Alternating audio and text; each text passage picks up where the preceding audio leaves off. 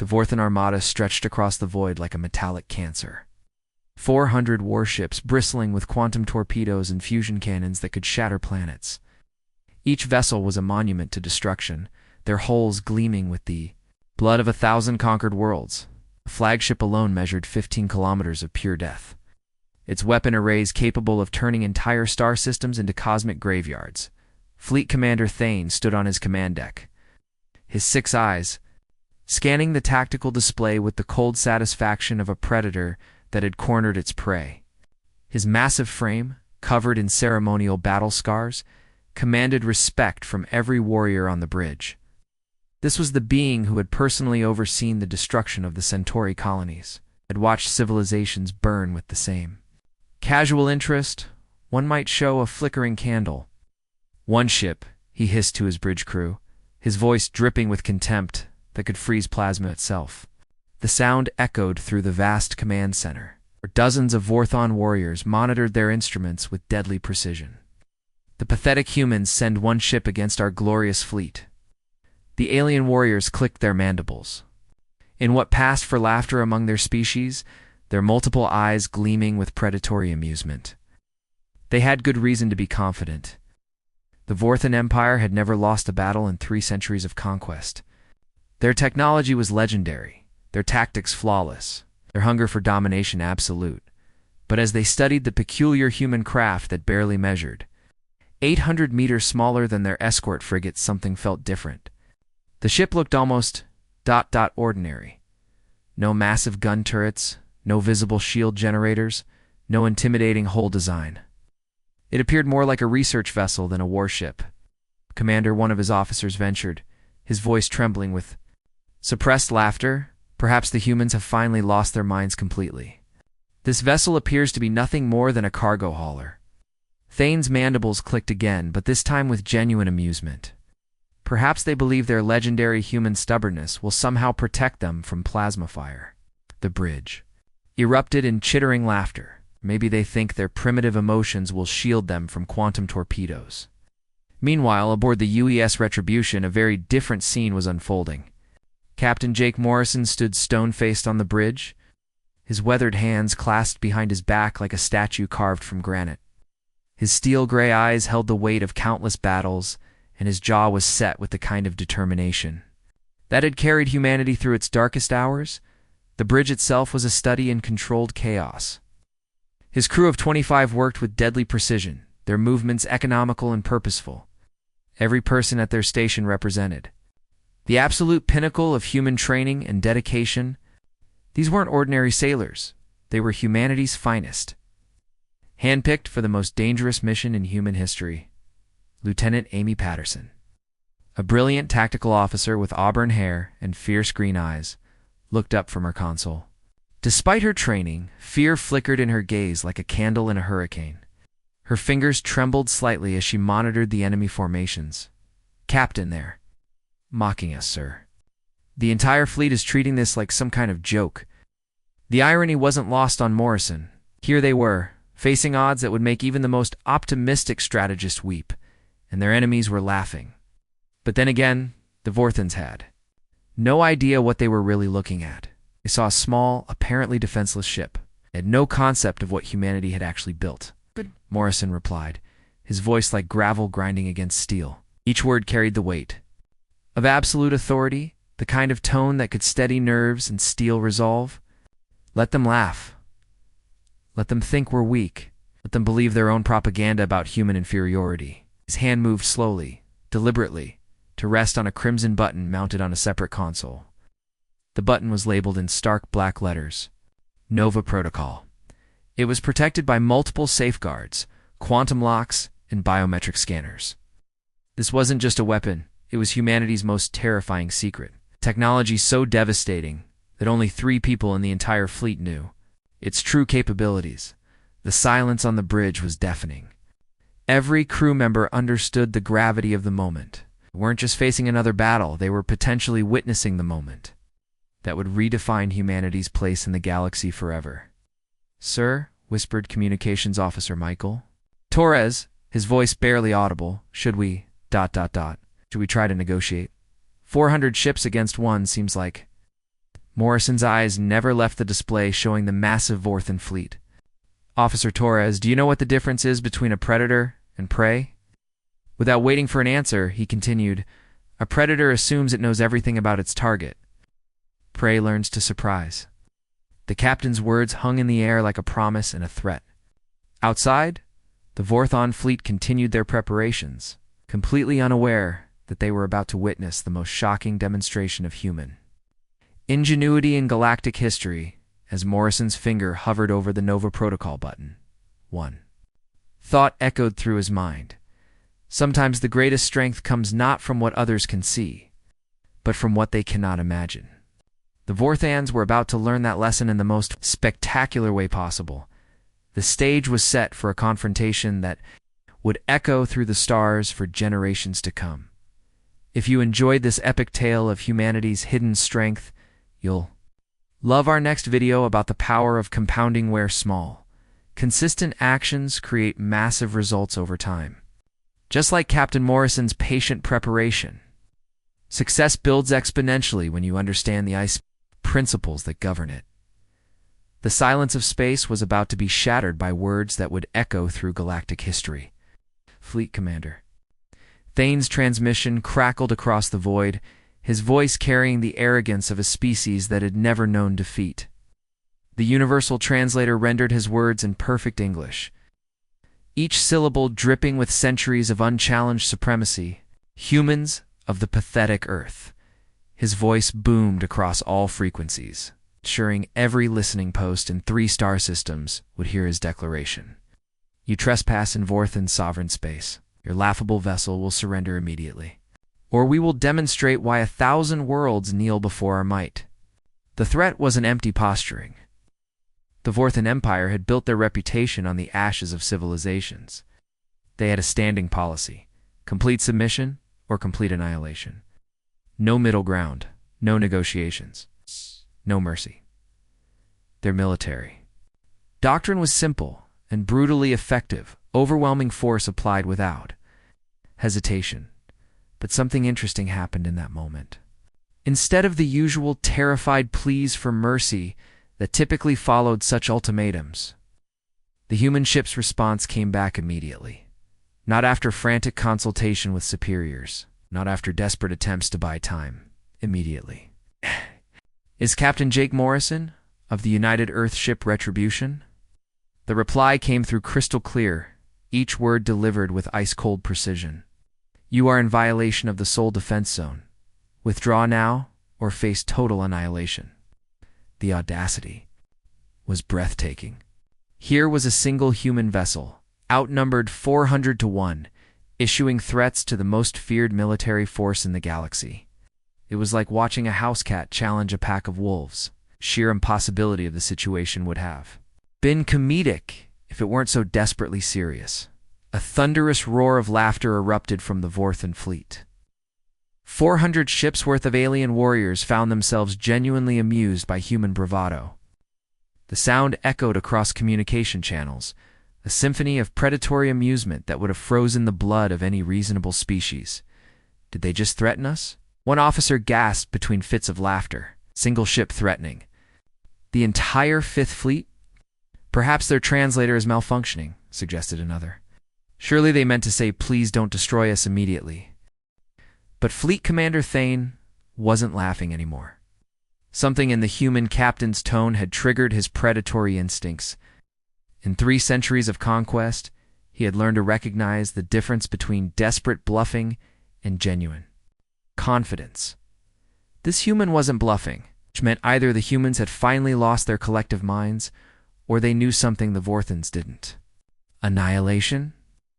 Thane's voice oozed malice as he leaned forward in his command chair. His 6 eyes focused on the tactical display showing the pathetic human vessel. "Your ship appears to be nothing more than a research vessel. We detect no weapons, no shields, no defense grid. What annihilation could you possibly? You have 60 seconds to withdraw," A. Morrison interrupted, his voice cutting through Thane's words like a blade through silk. The interruption was so casual, so dismissive, that it sent a chill down the spines of even the most battle-hardened Vorthan warriors. There's something unsettling about absolute calm in the face of impossible odds. When someone shows no fear in a situation that should terrify them, it makes you wonder what they know that you don't. The human captain's voice carried the kind of quiet confidence that comes from holding all the cards in a game where everyone else thinks they're bluffing. Thane's eyes blazed with fury. His massive frame tensed as primitive rage warred with tactical calculation. In his 3 centuries of military service, no one had ever dared to interrupt him. No one had ever issued ultimatums to the Vorthan Empire. The insult was so profound, so unprecedented that it demanded immediate and overwhelming response. These humans, he snarled to his bridge crew, his voice carrying the promise of violence, are either suicidal or insane. Perhaps both. His claws extended involuntarily, scraping against the armrests of his command chair with a sound like metal on stone. The bridge fell silent except for the constant hum of ship systems and the distant rumble of charging weapons. Every Vorthan warrior present understood that they were witnessing something unprecedented. This wasn't just another conquest. This was about to become a lesson in the consequences of challenging Vorthan supremacy. All ships, Thane commanded, his voice carrying across the entire fleet, target the human vessel. Lock weapons on their pathetic hull. Prepare to vaporize them on my command. The order was given with the casual tone of someone swatting an insect. The response was immediate and terrifying. 400 warships simultaneously powered up their weapon systems. Quantum torpedoes hummed to life in their launch tubes. Fusion cannons cycled through their charging sequences, plasma batteries aligned with mechanical precision. The very fabric of space seemed to tremble with barely contained destruction. The energy readings were off the charts. Enough firepower to crack planets was now focused on a single point in space, one small human ship that appeared to have no defenses whatsoever. It was like aiming a nuclear arsenal at a paper airplane. But here's what made the situation truly chilling. The human ship didn't move, no evasive maneuvers, no defensive postures, no desperate attempts to flee. It simply sat there in space, as calm and motionless as a predator waiting for the perfect moment to strike.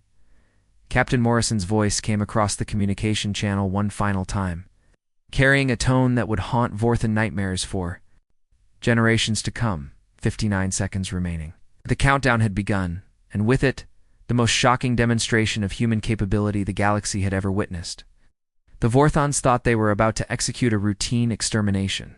They had no idea they were about to witness the birth of a new age of galactic politics.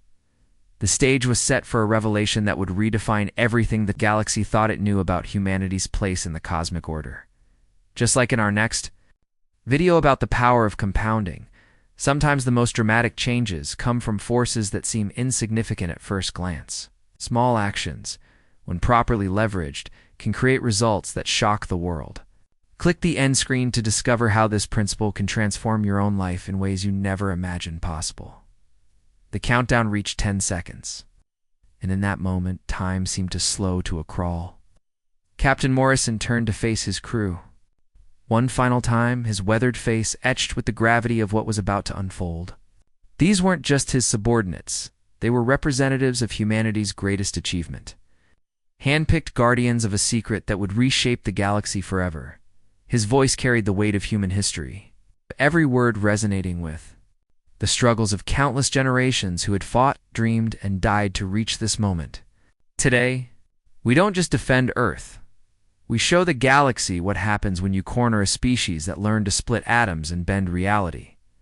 The irony was almost poetic.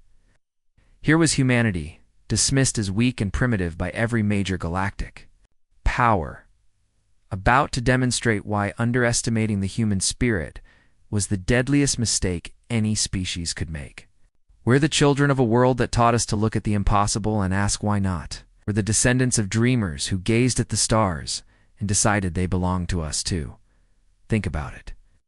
What other species in galactic history had ever taken something as fundamental as nuclear fusion and turned it into both a source of infinite energy and a weapon of unimaginable destruction?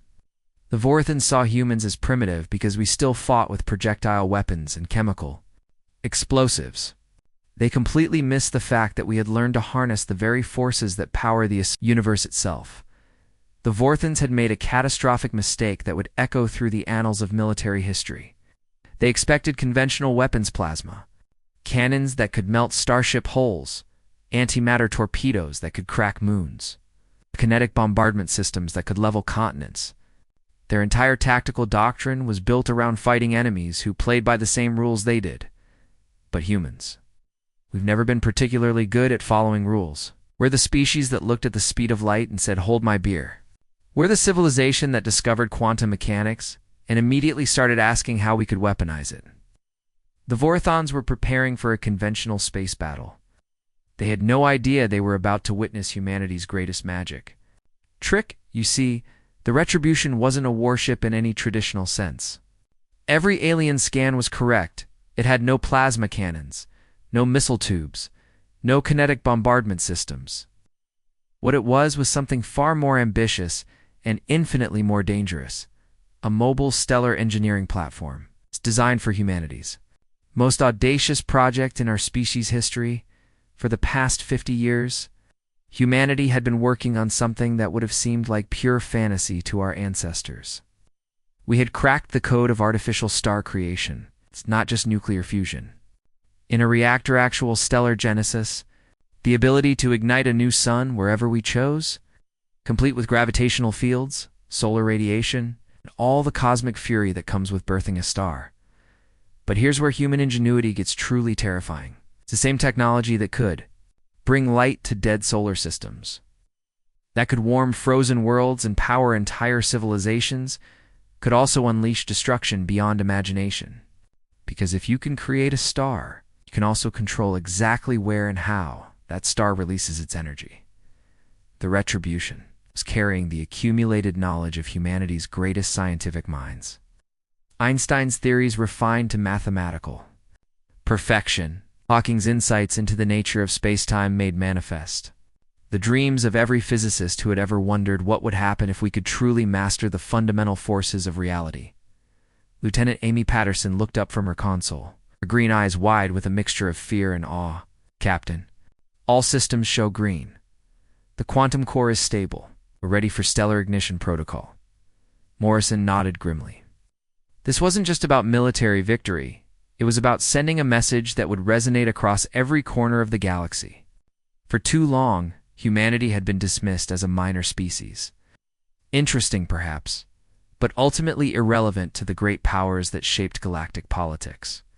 "This is for every innocent world you've burned," Morrison whispered, his voice carrying the grief of 1 billion souls who had died under Vorthon conquest.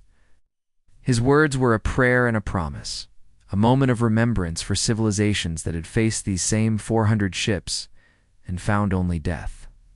Then, with the kind of decisive action that had carried humanity from cave paintings to star travel, he slammed his fist on the button.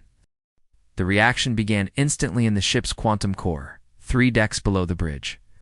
Here, in a chamber that existed partially outside normal space-time, exotic matter began to collapse into configurations that defied every known law of physics. Matter that shouldn't exist in normal reality, held in stasis by magnetic fields stronger than anything found in nature, suddenly released constraints that had taken 50 years of human disingenuity to create. The effect was immediate and terrifying. Space-time itself began to scream, not metaphorically, but literally. The fundamental fabric of reality was being twisted into new shapes, forced to accommodate energies that belonged in the hearts of stars. The quantum foam that underlies all existence began to bubble and writhe as forces, beyond imagination, were unleashed. Every instrument on every ship within 100 light-years registered the impossible. Gravity waves rippled outward like stone. Thrown into a cosmic pond, electromagnetic fields twisted into impossible configurations. The very nature of cause and effect began to bend around the Retribution as humanity's greatest weapon awakened. The Vorthons were about to learn that there's a difference between advanced technology and human ingenuity. They had mastered the art of destruction, but humanity had learned to master creation itself in the right hands. The power to create is also the power to destroy on a scale that defies comprehension. What happened next would become the stuff of legends. The moment when humanity announced to the galaxy that we weren't just another species seeking our place among the stars. We were the species that had learned to make the stars themselves dance to our will. Just like the power of compounding transforms small investments into massive wealth over time. Humanity's patient accumulation of knowledge was about to yield returns that would shock the galaxy. Our next video explores how this same principle can create extraordinary results in your own life. Click the end screen to discover the secrets of exponential growth. What erupted next shattered every law of physics the Vorthons thought they understood. In the span of a heartbeat, the cold vacuum of space transformed into something that defied every scientific principle in their vast databases. The space between the human ship and their magnificent fleet began to burn, not with conventional fire, with the raw, primal fury of stellar birth itself. Picture this. You're watching what you think is a routine military execution, and suddenly the universe decides to rewrite its own rules. The void between ships didn't just heat up, it became a crucible of creation, where matter and energy danced in configurations that shouldn't exist outside the core of a star. The temperature spiked to levels that would make the surface of a sun feel like a cool summer breeze. A miniature star exploded into existence with the violence of cosmic birth. Its birth scream a wave of annihilation that made the Vorthons' most powerful weapons look like children's toys. This wasn't just nuclear fusion. This was the fundamental force that lights the galaxy. Compressed into a space no larger than a small moon and unleashed with surgical precision, the artificial star's surface roiled with magnetic storms that could swallow planets. Solar flares erupted in all directions, each one carrying more energy than the Vorthons had ever seen deployed in a single battle.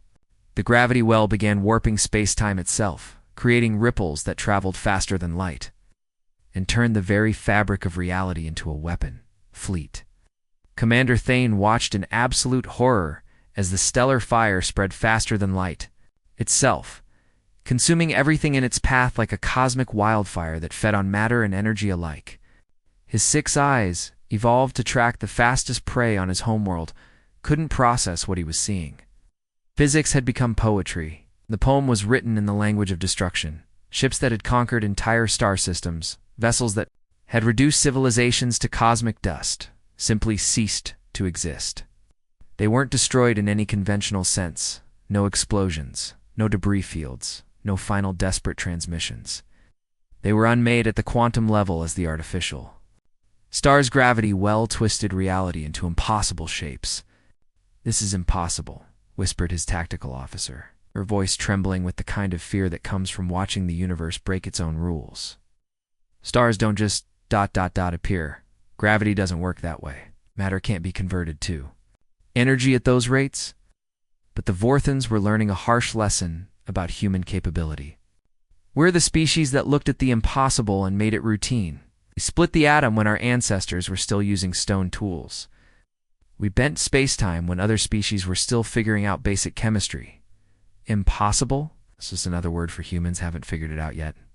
The artificial star's influence spread outward in waves of destruction that defied every tactical manual ever written. Quantum fields collapsed and reformed in patterns that turned entire sections of space into death traps. The boundary between matter and energy became negotiable, subject to revision by forces that operated beyond the normal rules of physics. "By the void," Thane gasped, his voice breaking as he watched for centuries of Vorthon naval supremacy disappear in moments. Ships that had been the pride of the Empire, vessels that had taken decades to build and centuries to perfect, were being erased from existence like mistakes on a cosmic chalkboard. The dreadnought Eternal, flagship of the Third Battle Group, simply folded in on itself as space-time twisted around it.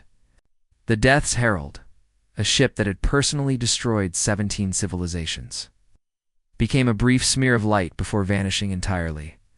One by one, the greatest military force in galactic history was being deleted from reality itself. "How can they control stellar genesis?" Thane demanded, his voice rising to a roar that echoed across the bridge. "How can they harness the very forces that birth stars?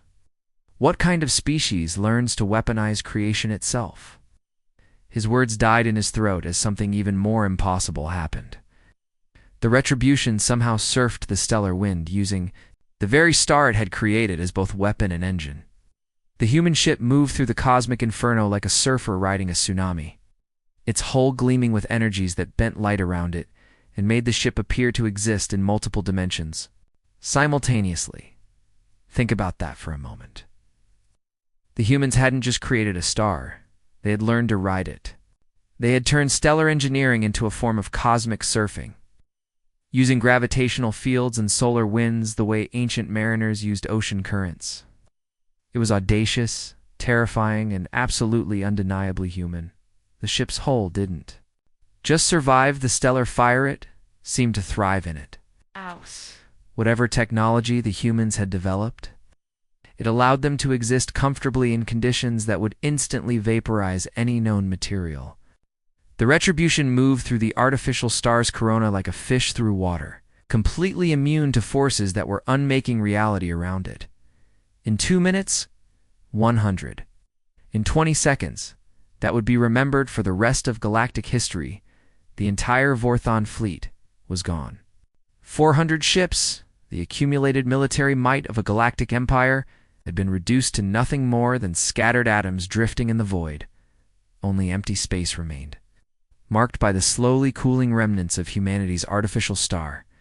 The cosmic fire gradually dimmed, its work complete, leaving behind a region of space that would forever be known as the graveyard of arrogance. The star itself began to collapse, its purpose fulfilled. But its message would echo across the galaxy for generations to come. The silence that followed was deafening. No weapons fire, no explosions, no dying screams across communication channels. Just the gentle hum of the Retribution systems and the soft whisper of cooling plasma where a fleet had once ruled the stars. Fleet Commander Thane floated in his escape pod, one of perhaps a dozen survivors from the greatest military disaster in galactic history. His 6 eyes stared at the empty space where his fleet had been. He was trying to process the impossible reality that humans had just rewritten the rules of warfare itself. The galaxy would never be the same, and humanity had only just begun to show what we were truly capable of, just like compound interest transforms small investments into massive wealth over time. Humanity's patient accumulation of knowledge had yielded returns that shocked the galaxy. Our next video reveals how this same principle of exponential growth can revolutionize your own life. Click the end screen to discover the secrets of building unstoppable momentum. The silence that followed the annihilation was more profound than the vacuum of space itself. In that moment of cosmic quiet, Captain Morrison activated the most important communication system in human history. His transmission didn't just reach nearby ships, it pierced through hyperspace, quantum-tunneled across dimensional barriers, and propagated through every communication network within 200 light-years. Every listening post received it. Every military installation recorded it. Every seat of power in the galaxy suddenly found themselves confronted with a message that would fundamentally alter the balance of cosmic politics forever. This wasn't just a battle report, it was humanity's official announcement that we had graduated from galactic insignificance to universal relevance. Morrison's voice was calm, almost gentle, carrying the kind of quiet authority that comes from absolute confidence. But beneath that measured tone lay something that made even the most hardened military commanders across the galaxy pause in recognition. This was the voice of a species that had learned to play God with the universe itself. To all who received this message, Morrison began, his words echoing across star systems and penetrating the most secure military channels. Humanity offered peace. We extended friendship, trade, cooperation. We opened our borders, shared our knowledge, and welcomed contact with civilizations across the galaxy. The irony was devastating. For decades, humanity had been the eager newcomer, the species that desperately wanted to join the galactic community. We had offered technology, resources, cultural exchange and thing to prove we belonged among the stars. We had been dismissed, patronized, and ultimately threatened with extinction for our trouble. You answered with conquest, slavery demands. For submission, Morrison continued, his voice carrying the weight of accumulated grievances that spanned generations. The Retribution drifted serenely through the stellar graveyard it had created, its hull reflecting the dying light of the artificial star, like a mirror of human determination. Think about that for a moment. Here was a species that had literally moved mountains to join the galactic community. And the response had been universal contempt. The Vorthians weren't unique. They were simply the most recent in a long line of empires that had looked at humanity and seen nothing but weakness to exploit. But here's where the story gets truly fascinating. You mistook our mercy for weakness, Morrison's voice carried across the void, reaching into the heart of every military strategy room in known space. You confused our restraint with inability. This was the moment when the galaxy learned the most dangerous lesson in military history: never mistake patience for weakness. Humanity hadn't been weak. He had been preparing. Every offer of peace had been genuine. But behind that diplomacy lay a species that had spent centuries learning to harness the fundamental forces of reality itself. The artificial star pulsed behind the Retribution, its dying light casting long shadows across the cosmos. It wasn't just a weapon, it was a monument to human ingenuity and a warning to the galaxy. A reminder that we are the species that looked at the impossible and made it routine. We are the species that looked into the void and commanded light. Morrison continued, his words carrying the pride of a civilization that had refused to accept limitations. We are the children of a world that taught us to split atoms and fold space. We learned to harness lightning, to fly through the heavens, to reach across the darkness and touch the stars themselves.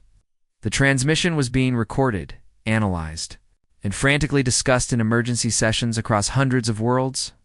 Military strategists who had spent their careers studying human weakness were suddenly confronted with evidence of human strength that redefined everything they thought they knew about warfare. But Morrison wasn't finished. His next words would echo through galactic history textbooks for millennia to come.